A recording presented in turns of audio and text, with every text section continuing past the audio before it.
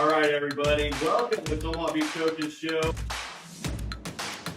And when you're playing indoor football, that timing is everything. Now we got some things to talk about. It's really excited with the partnership with Mike and the entire staff down here at Let It Fly. Right, and it's something he's got to see.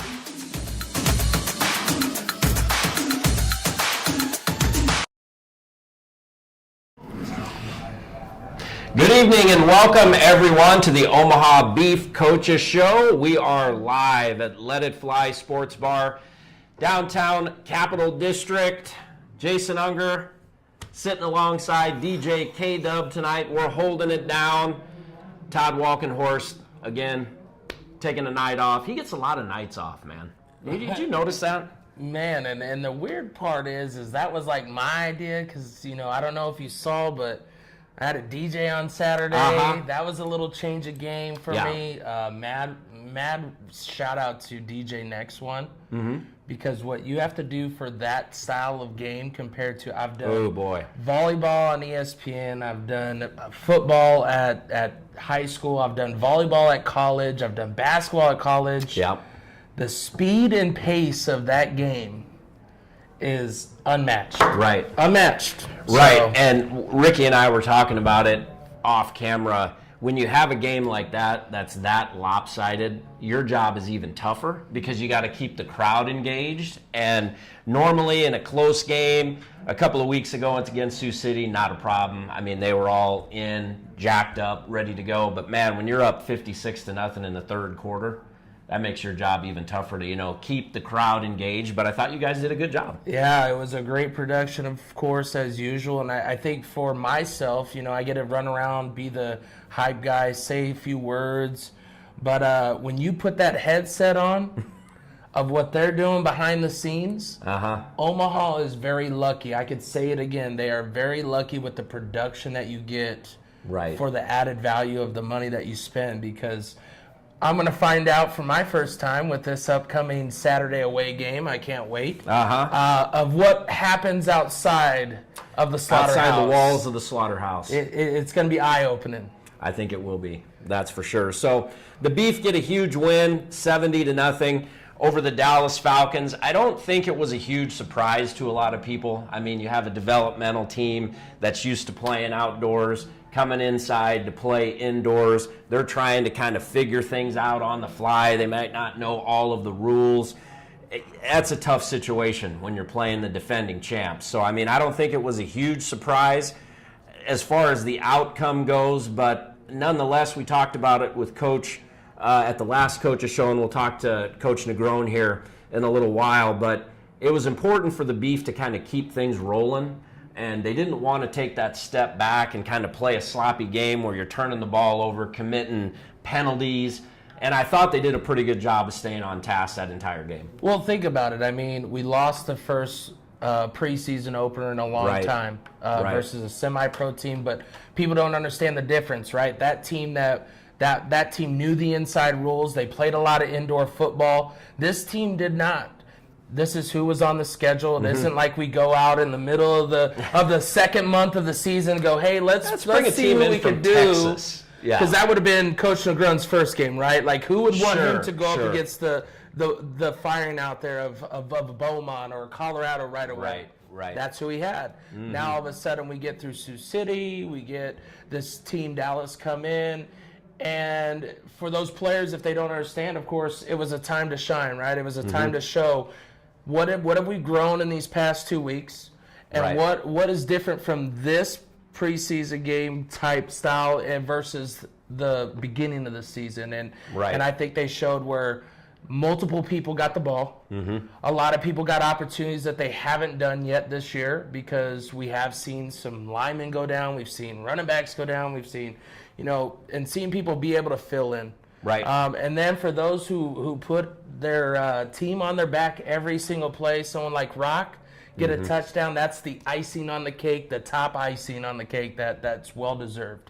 You could tell it was a lot of fun for the guys because Guys were getting to play different positions that they don't usually get to play. I mean, we saw Rock playing some defensive back. We saw him on the offensive side of the football. Guys you could just tell they were having a good time. Coach Negron did a great job with that, I thought. Just letting guys just have some fun, because a lot of times the grind of the season, sometimes it's not always fun, but you could just tell Saturday night that the guys were out there having a good time. And when you're winning, 70-0, it's a lot easier to have fun. So, of course, the winning helps, but it also helps with the reps, right? Like, they took advantage of getting the new people in, like you said. I think it was very important to find that we have another person that could snap with Turner from the defensive side, jumping in on that center side. And then even someone that kind of licked at his chops for a long time, and he, got to play on defensive side is DeMarcus Mills. He asked Coach, he was begging for it.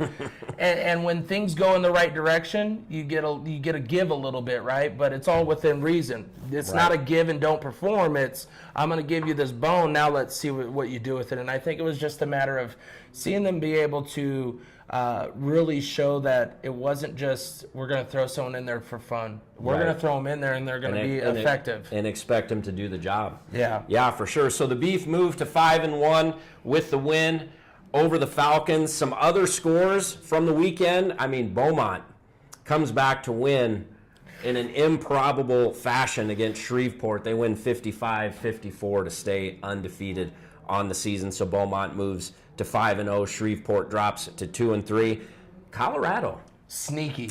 I tell you what, on fire. I tell you what, they get the win over Wheeling. 4 wins in a row for Colorado. They're 5-2 on the season, and of course in the same division as the Omaha Beef. So they're playing their way into postseason discussion at this point. Well, and here's the thing, right? In the postseason, there's a high chance it's versus us. Well, remember, just because it's versus us, and there we still have to play one more time. Yeah. So what could be the difference between that game and the postseason if we both make it? That's going to obviously be the big kicker, right? It's hard to beat a team consecutively when you have to play so close together. Yeah, that's going to be a huge game late in May. The last regular season game for the Omaha Beef is going to come in Colorado against the Spartans, and there could be a lot up for grabs in that game. But the reason we're here tonight, obviously, is to preview the big game coming up on Saturday. And Sioux City put an exclamation point on Idaho, scoring 78 points last week. DJ K-Dub. 78 points, an NAL season high point total. The Bandits obviously wanted to get back on track, and get back on track they did against Idaho, putting up 78 points. But on the flip side of that, they did give up 42 Correct. points. Correct. And Idaho, we know that their defense is having where they're just not finding their rhythm to make the consecutive stops. They'll get a stop here, a stop there. Right. But obviously Sioux City had their way with that one, with getting that 78 points. But we'll see what Saturday brings. So the Bandits move to 3-3. Idaho falls to 3-4. Of course, those two teams also in our division. So everyone keeping an eye on the scoreboard over the weekend.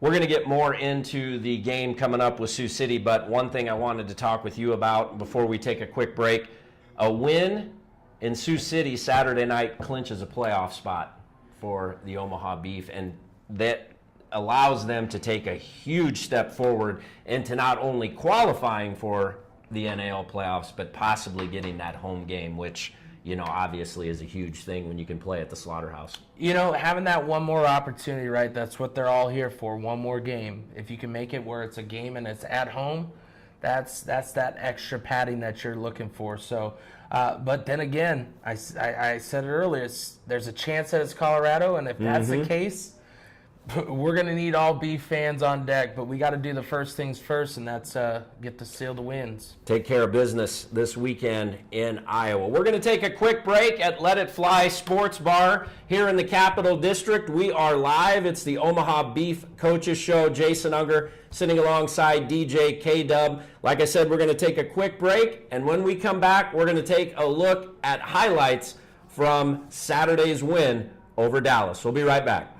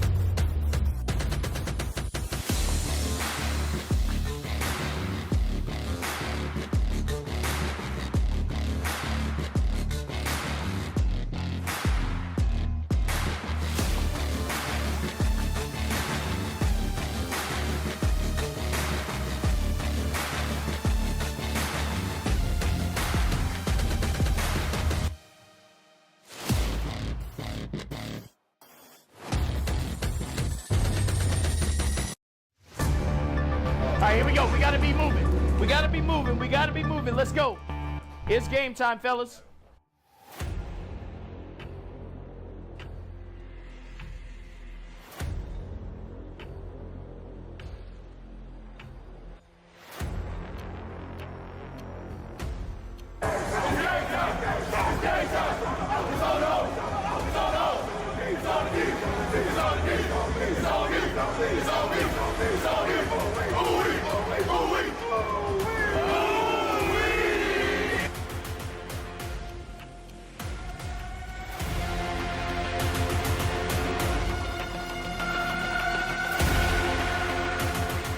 Hey, here we go, fellas.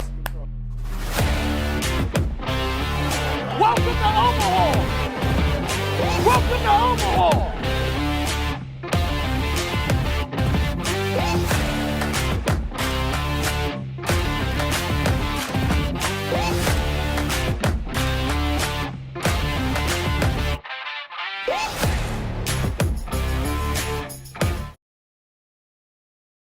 Let It Fly Sports Bar, downtown Capital District.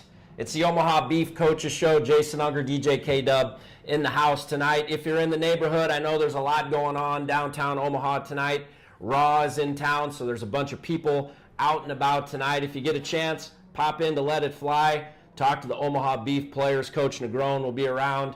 He would love to meet you and get to know you as well. So a lot of stuff going on here tonight in Omaha. DJ K-Dub, I think it's time right now. We're going to take a look at some highlights from from Saturday's big win over the Falcons. I think we're going to start with offense. First play of the game. How about this one? You know, it showed that they trusted each other in this, right? Like, yep. You had some new parts with Hollins. You had Brown in there to Fields Jackson. You know, it just showed a lot of Yep, and Hollins again completing this pass to Brentley Allen, another guy who's getting his feet wet, looked really good, catching the football this past Saturday against the Falcons. Coach Negron's going to want to get him more and more involved in the offense over the last 3 games of the regular season and then into the playoffs. He had another incredible catch against the Walls. This one right here, you got Fields Jackson with the run touchdown. Here's what I'm going to tell you. You better have your eye on number 18. He's here to make plays, and he is going to go be that guy that go up and get that deep ball. It's coming. That dude is a complete package. 6'4", 220 with speed. Got another highlight clip here for Hollins. He had a good game throwing the football. This time he gives it to Champ Taylor. It's good to see him back up for the Beef and, getting a touchdown every game so far. 4 of them. Yeah. 4 touchdowns against the Falcons. Here's Zoe Brown getting in on the action, throwing it up top for Conliffe. Man, when you have tall receivers like that, you can do a lot of damage. The hands. It's the hands that won it. Right here you got Allen catch over the wall. This was incredible. Yeah. I mean, if you didn't get to see this catch, check this out. Oh, man. Nothing but leather. Crazy. Into the stands. We were waiting for the touchdown call. I mean, when a guy makes a play like that, you have got to give him a touchdown on a catch like that. This is what I mentioned earlier. This is the juice for the squeeze, right? Is everything that I do worth it? And you see Coach have trust and faith in Rock to go up and get it and do what he's done before. Those that know Rock, he's been there. Oh, and then the player knocks it out of his hands. Yep. I don't know how anybody thinks they can do that to a guy the size of Rock. I don't care who you are. He's not backing down. No. He's in your face, and you want to knock the ball out of his hand? Come on, dude. Don't be doing that. Don't be doing that. I think we have some defensive. Let's go to the defensive side of the ball and take a look at some clips from Saturday night's game. And it was a rough going for the Falcons offense as Sean Washington right there doing the hit tackle. There was some serious hard hitting going on. Steele right here saying, nuh-uh, nope, you're mine. You getting those grips of those big hands, they're willing to take you down. Yeah, you're not getting away, that's for sure. Don't mind this one here. It's just a replay, but this was a play of the game. You ate last week. That's right. TDG doing his thing as always. Anytime we can show some Beef highlights against Sioux City, we're going to do it. So now we're going to go back to Saturday's game. We got heavy pressure. Everybody together, right? I mean, you got like number 55 new in the crew. You got Kai Black there, Rock. Ralph Green. Yeah, he had a Ralph big game. Green had big oh game. man, He was a pressure. factor. He was a factor in the middle there. This the one right entire here, game. Jay-Sean Washington. I tell you, I do not want to be caught by him. No. Man. Ugh. I was kind of I worried. felt it as the DJ on the sideline. Yeah. I'm just telling you. Yeah, I was kind of worried for the Falcons quarterback on that one. Luckily, he was able to bounce right back up and showed no worse for wear, but that was a monster This hit. was the wired access plug and play defensive player of the game. Good old John Adams. Uh-huh. You know, he had a good week last week as well, and it's good to see him, you know, find his own and get the opportunity. That's the biggest thing, right? If you get Right. the opportunity, are you going to come through? And I feel, you know, he stepped up with Ponce being out. Mm-hmm. You know, we obviously want Ponce back, but it's good to see that we have people that can be there. And obviously, if you can keep people, I think we saw with the last year's championship where they just they were exhausted and they Right. were trying to give everything. But if you have someone that you can relieve in there and be a part of it, that's always good. So good to see Adams have a good game. Absolutely. The defense feeling good, pitching the shutout last week against the Falcons. And since Todd's not here, I mean, if Todd was here, there's no way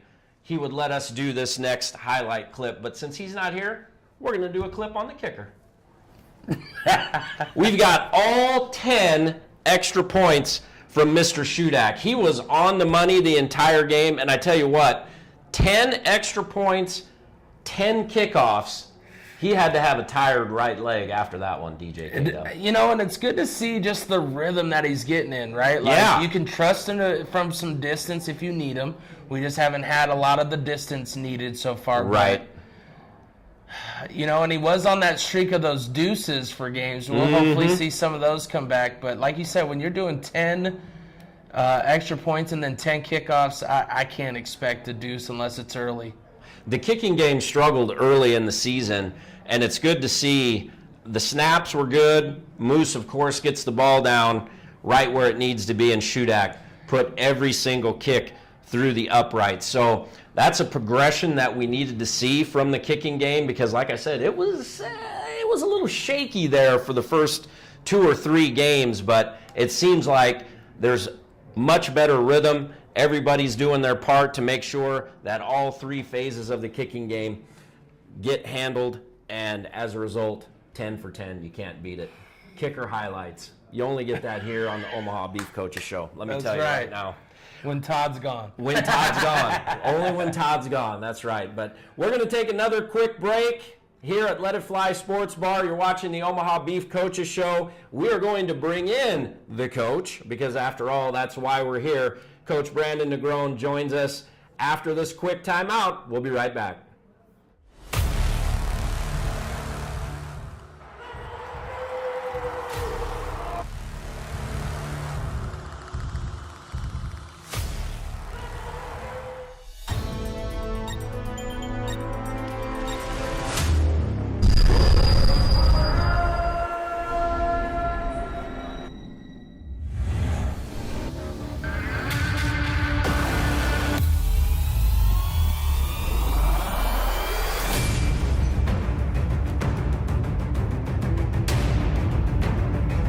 I knew that was coming.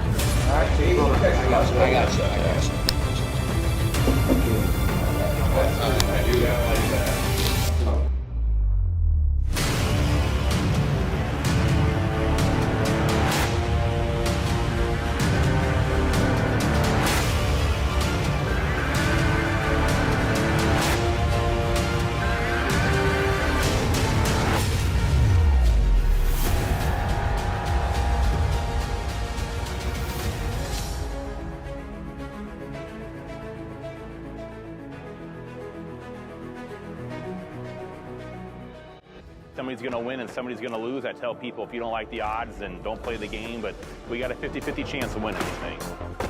Regardless regardless of what happens on the football field, we will be undefeated off of the football field. Our actions, our character, the way we carry ourselves, and the way we carry ourselves, and the things that we do will ensure us being undefeated off of the football field week in and week out. And I can promise you this, I don't know when it's going to happen. It's not going to happen next week, next month, or even next year, but I can tell you in the very near future, those goals, those same goals and expectations of going undefeated off of the football field are going to carry on to the football field. And it's at that point in time where we will become one of the most hated organizations in the entire sport, similar to the Dallas Cowboys. People love them or hate them. The New York Yankees, people love them or hate them. In this sport, in this industry, the Omaha Beef will be shared in that same verse, because those goals of what we have off the field will carry it to our results on the football field. And it's at that point in time people are going to know what it's going to mean to be beef strong and beef family. I can promise you that. I am committed to that. Welcome back to Let It Fly Sports Bar here in the Capital District. The Omaha Beef Coaches Show. Jason Unger, DJ K-Dub, and the coach. Coach Negron joins us after the big win over the Falcons. 70-0, Coach, Saturday. Yes. There's so many things that, you can say, and it's difficult to take a lot of things away from a win like that, but what are a couple of your takeaways from the win on Saturday? That we did what we were supposed to do. I think that there's a standard that we set. We have a saying in the locker room, the standard is always the standard, and the standard's perfection. But I've adjusted that statement to be the standard is always the standard, and the standard is Omaha. And so, we did what we were supposed to do. I overheard you guys in the last segment talking about just the guys having fun. And I think that was important to me as well. I think we forget sometimes we're playing a game. And these guys have been playing the game since they were kids. And so it was nice to see my guys smile for 60 minutes. So those were my biggest takeaways. I think, we also got some guys, some playing time and some stats that, weren't on the stat sheet maybe the previous weeks. And that's, not just good for us, but good for their career. So those are my biggest takeaways from the game. You normally don't get a game like this in the middle of the season. How important was that to kind of set up your team, not only having some people fill in at different positions, but obviously prepare you guys as you go for these last couple games? I mean, you just want to play, right? So I think when you look at the schedule and you look at what the NAL does to make sure that, when things happen that are out of our control, that the schedule is filled, this is better than a bye week, right? I don't want to not play. We want to build continuity. This is a new group, new coach, some new players. It's important that we get on the field, right? So, do I love playing non-league teams? I don't think there's a coach that would tell you that they do, but if my alternative is to not play at all, then I'll play as many non-league games as I have to. Right, yeah. Right. Some new faces on the roster, some guys left, some guys have been added.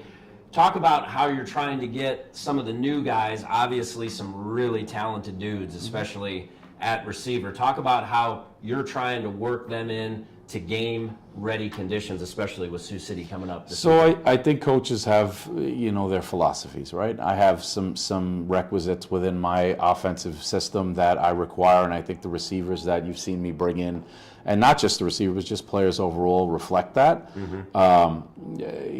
I like the direction we're going. I was brought here, I think, to continue to build not only on the winning culture, but the overall culture of the football team, and I think players represent that. And so the players that you've seen me brought in are reflective of the direction I'd like to take the organization long term. I'm trying to build some sustainability here. Winning is an expectation that starts from the top, so I'm bringing guys that will buy into that. But again, as I've said on previous shows, we're not going to just win on the field, we're going to win off the field too. So the guys that are here get that, and it's not just the guys that I've brought in.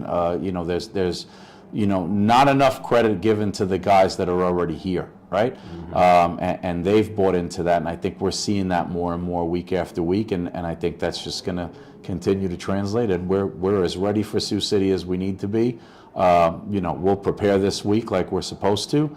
But I've been in the playoffs, guys. The playoffs is now, right? Sure. I'm sure you're going to ask me questions about playoff runs and this, that, whatever. I don't know what other coaches would say, but I'm telling the playoffs is right now. So I've got the guys I want. We have the program we're trying to build that we want, and every week it's going to continue to get better and better. When you look at the difference before with your previous organization and now, and having the roster where you can only have 21, what's some things that you're noticing that could make it harder now with your new position? Like everybody wants to come to Omaha, and being able to set the expectation with the players where they know every week you're fighting for your job every week. So the biggest difference for me is again, I'm gonna speak to what we have at the top, and this is by no means me. I don't want to use the word kissing butt, but I have a lot of respect for the owner of my franchise, right? The expectation here is to win, right? Yeah. And I don't know that expectation is everywhere. I would like to think that in Carolina that was the expectation. Carolina had a history of competing and winning and being in the playoffs, but when our owner says the expectation is to win and to continually position the franchise to be in a position to win a championship, he's not kidding around, right? So I don't take that lightly, and so every week I need to see our guys in that mindset. And so I'm sure the fans see changes and are adjusting to that. But the changes that I make are based on that. We are going to bring another title to Omaha, and anything that is not reflective of that mindset isn't going to be here. And that's coaches, players, staff. It's a unified mindset to win a championship. That's the biggest difference, and I love it. It's infectious. It's wonderful to be here and know that the first thing that the ownership wants me to do here is win. Right. Yeah. Makes it easier to get out of bed in the morning. It does. I get up very early. So we saw what Sioux City did last week. Mm-hmm. They put up 78 points. Mm-hmm. Talk about the challenges of having to play them 2 times in 3 weeks. Does that change anything you do? Do you think that's going to change anything they do? Well, I think naturally they're going to look at what didn't work for them when they played us in Omaha, and they're going to make changes. I think I'm going to look at, specifically on the offensive side of the ball, just efficiencies and where we had empty possessions and why we had empty possessions, and where we were in terms of spacing on the field on certain plays that I called and things like that. I'm comfortable saying this on behalf of Coach Loftus and the defense. We ain't giving up 78 points ever. So I have a lot of confidence in what Coach Loftus and our defense is doing and what they continue to do and what they continue to build. They're building something within the scope of what we're trying to accomplish here that I think is really special. We just have to prepare, right? I tell the guys all the time, I prepare so much so they don't have to. But my guys like to prepare, right? So, we're going to ramp up practice a little bit this week. We're going to do some film work. We expect it to be a dogfight. We're going down there. They're coming off a loss to us the last time they played. There's so many storylines that give them credence to why they should win and play hard. But we have our own storylines. You said it yourself. We can clinch a playoff spot when we win this game. So, like I said, I'm already in the playoffs as far as I'm concerned. But winning this game would speak volumes and move the needle even further to the direction we want to go. Right. Given that Omaha's won 7 of the last matchups against Sioux City, does that add any pressure or change anything as you approach? And then also, how do you think the atmosphere is going to be different that you might not be used to on that type of an away game? So, it doesn't add any pressure because, again, I don't care what we did the last 7 games. I care about the game in front of us, right? I think that it's going to be hostile. I don't expect to get a lot of hugs when I pull into the parking lot. But, I like that stuff, right? It's not fun if you go to a visiting venue and they're quiet and they're not into it. I mean, that's a cool fan base. They're into their bandits, right? So it's going to be intense. And this is going to push my guys. Where are we? I think everybody, it's hard to say where we are when we play Dallas, right? And it's no slight on Dallas, as you said it. They're an outdoor team. They're not used to this. It's not easy to play in the Slaughterhouse when you're an NAL team, right? So it's hard to say where we are. I'm going to find out where we are after this game. Yeah, for sure. What just kind of changing the pace a little bit. What's your level of comfortability right now? I mean, it was a whirlwind for you, I'm sure, coming in here, trying to get situated, getting used to not only coaching football, but also the adjustment in your personal life. How are you doing adjusting to that? All of the stuff that goes around. So that's a two-part answer, right? So we have a partner, I think, that has like a floating salt pool where you lay in it and you float. So from a football and my football career and where I am, I'm floating right now, right? This is where I want to be. This is the Yankees. I'll say it every time, right? And I know you don't necessarily like that because you're a Royals fan, but this is the Yankees of indoor football. I miss my granddaughter a lot. I'm going to say hi, Kyla. She probably don't even understand what I'm saying right now. She's probably screaming pop, pop at the TV. I miss my kids. I will say that my oldest son is coming up for this game. So that'll be a welcome visit. But that's just, look, I could be down the block from them and I'm going to miss them, right? I love being a dad. And I'll tell anyone that listens, my kids did a lot for me. Just having kids and stabilizing you when you're in your 20s and stuff like this, I love my family, right? So sometimes you don't realize it as much until you're gone, and being away from them, even I think it's a month today actually. I miss them very much, but they're as vested in this mission and what I'm doing here as I am. They've always been so supportive. You'd be entertained by some of the texts I get during a game. I don't read the phone because the phone's in the locker room, but when I get back to the locker room, I usually have about 25 texts at halftime. And my wife has been very clear that the expectation at home is for me to win as well if I ever want to come back home. So, oh, wow. Okay. Yeah. So a little added pressure. Just a little bit. Just a little bit. She's earned that. Yeah, well, we can tell that you have great passion for the Beef, Coach. Great passion, obviously, for your family. We're grateful to have you here, and we're just excited to see how the rest of the season plays out. I think you guys are going to be really pleased with the continued direction that we're going. I love this team. I love the city. I love the fan base.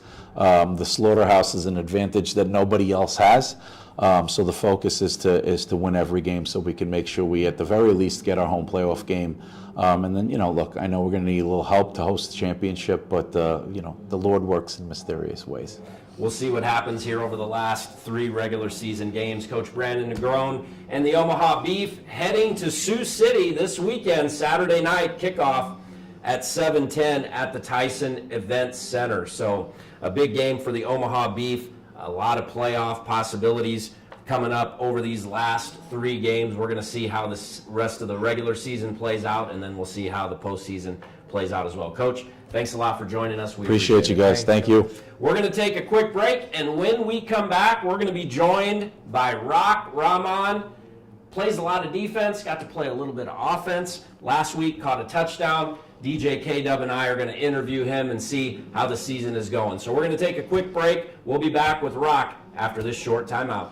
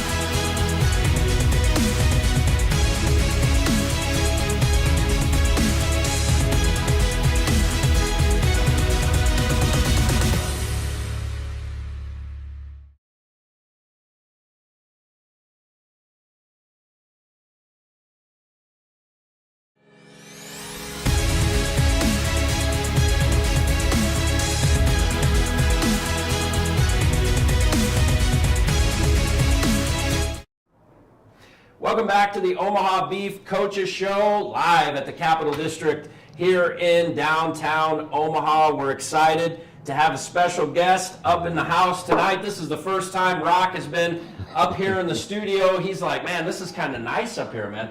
It is nice. Gadgets, and Yeah, he's an electronic guy. He likes all the filming and all that, so that's what I like. Rockman joining us tonight on the Omaha Beef Coaches Show. It seems like he has a big week every week, but it was kind of a bigger week this last week because we got to see him play some receiver. I want to know, outside of Saturday night, when was the last time you got a chance to play receiver? Maybe a few times. Late last year, right? I played a couple last year. I went in as guard as well. But before then, I was a tight end. Yeah. Okay. For the longest at Tennessee State, and for my other pro teams that I played for, I was an offensive guy. So defense is what's new for me right now. So I see. it felt comfortable being on the offensive side. And you got to play some secondary. Yeah, everywhere. What'd you think of the past 2 weeks? They, of course, needed some addition for the linebacker, and is it because of anything but just downhill to the ball? What is your opportunity for that, and what do you see for the upcoming weeks for yourself? I mean, I see myself getting better. I see myself, just finding a better place within the defense, helping the defense, just be the best that we can be. I think the downhillness, it helps to that, trying to disrupt the line as much as I can, impact the line of scrimmage on my terms. Then when you look how it also changes your front line, how are you growing some different additions to the understanding of what they're doing, right? You have to be the captain to see that. What are you kind of seeing from that side of it as well, being you're standing up, not having that hand down? Yeah, I get to see the field a lot more, and it also frees up guys like D. He played nose guard, but he's more comfortable at end. So now we get to have someone else that's a little more comfortable on the line. So I think the synergy just kind of increases.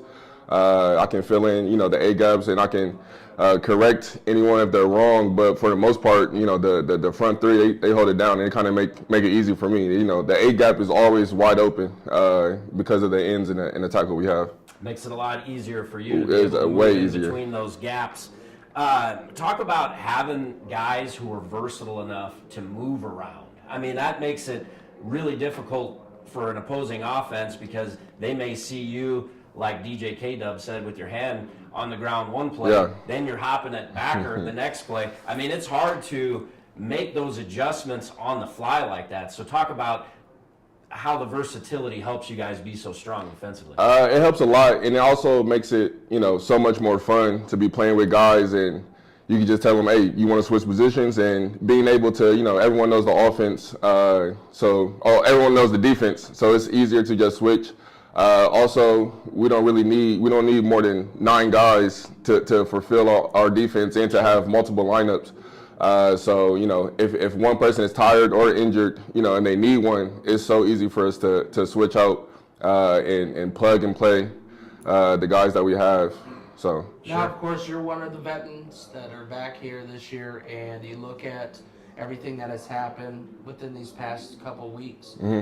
Where has your voice been in this to be able to keep that locker room and make sure they all understand our common goal is to win? To win. Our common goal is to win. Yeah. How do you control that, and what have you kind of seen as your teams kind of flow with different players? But obviously, from Saturday night, it looked like you guys were bonding and being that team. I think what I will add, or what I have been adding to like the changes that we've been going through, is kind of just no matter what's going on, like when it's time to play and when the ball is hiked, we have to dominate. We have to forget everything and attack. I think that's what I add. I kind of add, the mean face, the grittiness. That's what I think I add. But I think, that contributes to when it's time to play, we're going at it. No matter what's happening, no matter who's in, if you're on this defense, you're going to fly around, you're going to hit something. So it kind of just keeping that direction for us. Big rivalry week is back at us, I-29. How are you implementing how this game means to the newcomers and how make sure they understand this rivalry is what we play week in, week out for? I mean, I think it's pretty easy to kind of get the new guys aboard. I think the first week from day one, the energy was just so much higher than what has been, due to the changes. Just finding that. But as soon as it was Sioux City week, energy was to the max. I think the new guys fed off that. But we're attacking every week the same. No matter who it is, we love to beat on Sioux City, but any team that's lining up against us, they're gonna take a whooping. They're gonna feel us. So I think it's easy to get them aboard on how to dominate. Yeah, I think that's simple. We're expecting a physical game Saturday night. Talk about a couple of the things that you think may make the difference between a W and an L Saturday night. I think stopping the run will be big. I know Sioux City, they're good for their runs and their jet sweeps. And that's like the one drive they had on us when we played them. They had a nice drive where they were just running that wishbone offense, and we needed to adjust. Yeah. Other than that was like their only real positive drive. And they had the big bomb, big pass, but I mean that was that. But like other than a run, once we start stopping the run, they couldn't get the passing game going. So right. I think emphasizing the run. That would be big for us this week. When you say emphasize the run, what was the major thing that you noticed? Obviously, they put you at linebacker at that time. What was said by coach? How did you guys buy into that so quick and be able to change like that and obviously do some damage? I would say just the energy that I bring. I love a big hit. I love to fly around. I miss a couple. I might run by the quarterback or the running back, but full speed to the point where they're dancing, and now our line, the Marcus Gray, anybody can get in on the tackle because they're dancing around. So it's just being active in their backfield, running. Whether I take on 2 blocks, or 1 block, I'm doing something. I'm distracting somebody and freeing up my guys to go make the play. So I think just flying around, that's what I've always done. Rock, you mentioned practice is just a little bit different when it's Sioux City week. Mm-hmm. What do you expect this week on the practice field? How much does it change as far as the level of intensity when you're getting ready for a big rivalry game? It changes a lot. Like everyone, I know for defense, everyone's flying around and tagging off. Everyone is just emphasizing on getting takeaways. Mm-hmm. TFLs, the big plays, I think we emphasize that. We kind of fly around. And, we try to keep the energy the same. You never want to lose that regardless who we playing or not. But just, I don't know, the rivalry just, it just brings something out in practice. And it's a little more chippy. But it's a good chip. Afterwards, we can all, be in the locker room and talk and, still be cool and understanding that, that's just what this rivalry brings. It just intensifies everything. So, yeah. From last week's game versus Dallas, nothing against them, but what are you explaining to your team that they got to be ready for this week? We can obviously enjoy the win, but the style is not going to be the same. Yeah, it's not going to be as flashy. We're not scoring. We could score 70 points, but we're not expecting one play touchdown drives. Right. Yeah. That was one thing defense joked about is that we'll get off the field. You go down, and then first play, we just hear yelling. So like on the bench too long. Yeah. So like they're still in the tunnel having the conversation. Yeah. They can't even get a conversation. So I'll say the difference offense. You're gonna have longer drives. Going against Sioux City, it's always a close game. So offense is gonna have longer drives. Defense are gonna have longer drives, and we're gonna have to make some more goal line stops like we did last game versus Sioux City. So competition is a competition, but there's no need to relax and get a big head because we scored 70 points on a semi-pro team. So we're 1-1 against semi-pro teams. So we shouldn't get a big head anyway. So we're ready to work. That's right. Rock, one more question before we let you get out of here. The fans, of course, on game days get to see you guys do what you do best, play football. Mm-hmm. What does Rock like to do when he has some downtime? I see the Bass Pro hat. Do you get to do some fishing? Do you like to fish? I fished like 2 years ago heavy when I was at Memphis. That was pretty fun. But Now, in my free time, I'm like editing videos. Every chance you get, I'm on my laptop and I'm editing videos. So, I do videography, Double R Productions. Wow. I be learning from JK, personal touch a little bit. But yeah, so most of the times I'm editing, watching filmmaking videos, just, Nice. Perfecting my craft outside of football. So We like it. Yeah. We like it. Rockman joining us on the Omaha Beef Coaches Show. Thanks for coming up, big man. We problem. appreciate it. Appreciate you guys having me. Good luck Saturday. It's going to be a big game. We're looking forward to it. yes, sir. Rockman. Tickets. When we get back, we got the ticket. Yes. We're going to take a quick break. We're going to let Rock get back downstairs, maybe get some more food. We're live at Let It Fly Sports Bar in the Capital District. We're going to take one more break. We're going to come back, give away some free tickets to the game on Saturday night, and do some other house cleaning items. We're going to take a quick break. We'll be right back with the Omaha Beef Coaches Show in a moment.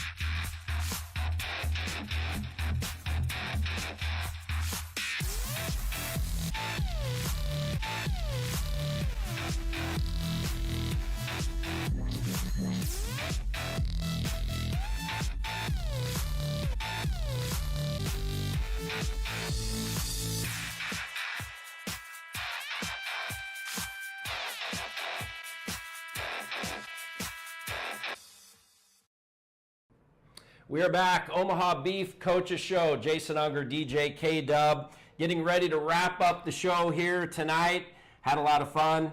Rock was great, man. Man, he got to share what he does, and I think that kind of can open up some eyes that people should understand. These players do things outside of football. Right. They have jobs. They're trying to make a thing for themselves. Ask them. Come to the meet the players and ask them, what do you do? How can I help you? I mean, Rock's doing photography. He's learned from some of the best a part of our team with John and Kate. I mean, they're always doing great products. So it's just continuously building that beef family by knowing the guys instead of just going, he just plays football. No. Right. They have a lot more to him. I think that's one thing that Ricky and the organization and you as well have a huge hand in, making the players available to the fans and the public. I mean, you guys do a great job with that. I mean, anytime, you do multiple events, the players are always available, and they love to talk to the fans. They love shaking hands and kissing babies, as they always say, right? That's right. Well, we got 3 winning numbers, so go ahead and pull out those tickets. The first ticket is 891. 891. You'll go get a football from Jeff. These next 2 numbers will have tickets for Saturday's game. So it is 898 and 915. 898 and 915. You'll go talk to Jeff, give your name, and then Ricky will take care of the rest. But hey, you're coming to Sioux City. Let's go have some fun. You're going to be there, right? Yes, first away game. Let's go. I'm ready. Yeah, that's right. Todd and I are going to try to get down there as well. We're looking forward to it. Huge game with Have you been to one? Possible playoff implications. This will be my first NAL road game. Okay. All right. Yeah, so looking forward to it, and where better than the Tyson Event Center against Sioux City, there's right? no other matchup right now that I would much rather see. Yeah, so the Beef playing Saturday in Sioux City. Then they've got an underrated game against Shreveport in between the Sioux City and Colorado game that, would be easy to overlook maybe with the way, the rivalry with Sioux City, as good as Colorado's playing. You handled Shreveport pretty easily, a month and a half ago. It would be good to say something like that if it wasn't at home. They're at the slaughterhouse. They're not going to bypass that game. They're going to make that game because until we know, we don't know if we're going to host a home game. That could be our last home game. the Yeah. 24th. So That's right. I promise you, the boys downstairs here at Let It Fly are not going to let that fly, literally and physically. They're going to be the ones flying around, especially at home.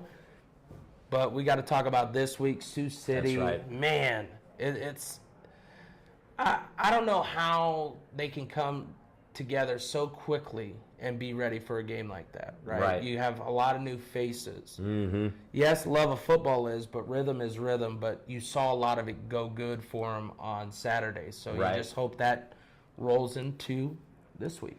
Both teams are going to be feeling really good about themselves. The Beef putting up 70 points last week. Sioux City scoring 78 of their own in the win over Idaho. So, as we know, anything can happen in this rivalry series. We're expecting a great game in Sioux City.